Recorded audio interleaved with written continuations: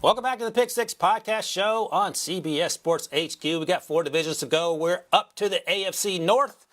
Going to start with the Browns, where Caesars has them at 9.5 wins. Brady, I like giving you these hypotheticals, so I'm going to give you another hypothetical. We don't know what Deshaun Watson's fate's going to be in terms of suspension.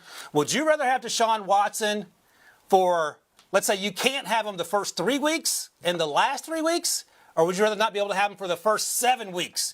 If you're Kevin Stefanski, the Browns. So you can have them in the middle or not in the beginning. What do you want? I would rather have them. I'd rather have him at least if I could. I wouldn't want him to miss the first 7. I think you need to get off to a good start. It's his first year there.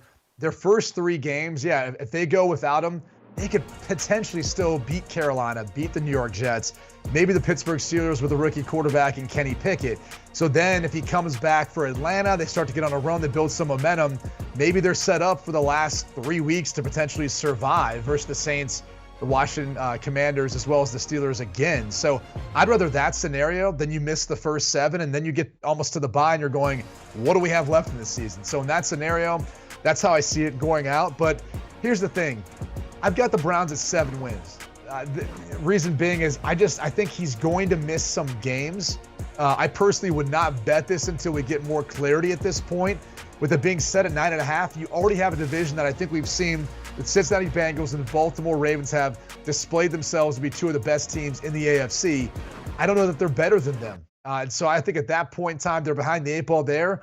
And who knows what to expect out of the Pittsburgh Steelers and a rookie quarterback in Kenny Pickett. So going through their schedule, not knowing what to expect and whether or not Deshaun Watson's going to be there or not in the first 6 games of the season or so, it made it incredibly difficult for me to feel optimistic or pick them to win a lot of games. So for that reason, I've got a winning 7.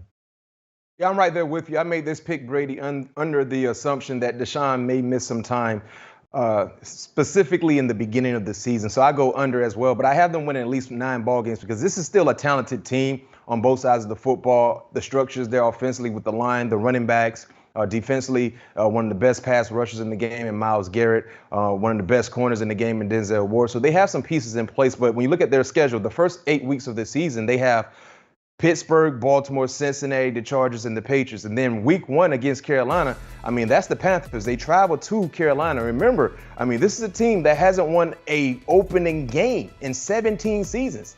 They lose the first game of the season regardless of what's going on with their structure. That's just been the course of their organization for quite some time. So one would think with a healthy CMC, Christian McCaffrey, Carolina might be a dicey team to play against on the road in the beginning of the season when everyone is healthy in uniform. So I have under for the Browns. Well, B-Mac on that 9.5 there. Of course, it all comes down to Deshaun Watson, and we'll get to find out where Baker Mayfield ends up. Do you want a sports network that delivers everything that matters about the game? The highlights, the picks, the instant analysis. No yelling, no fake debates, no politics. Hit the subscribe button and never miss a moment.